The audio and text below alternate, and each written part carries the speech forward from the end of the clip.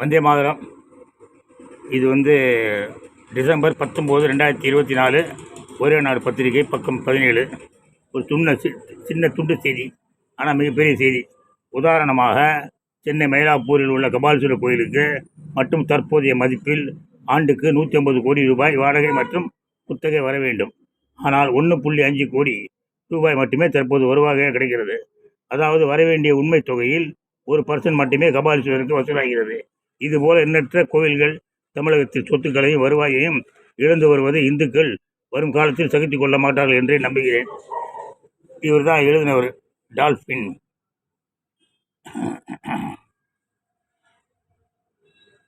ஸ்ரீதர் தான் கட்டுரையாளர்.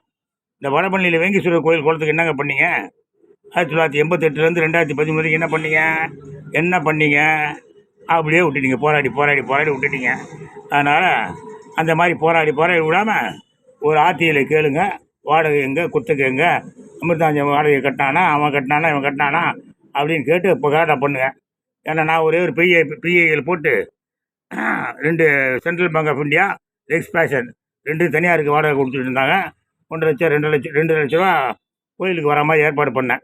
ஆர்டர் வாங்கினேன். அதே மாதிரி பண்ணுங்கள். சும்மா வாயிலே வடை சுட்டுருக்காருங்க. வாயிலே வடை சுட்டு நாட்டை நாசமாக்கிறாருங்க. ஜெய்ஹிந்த்.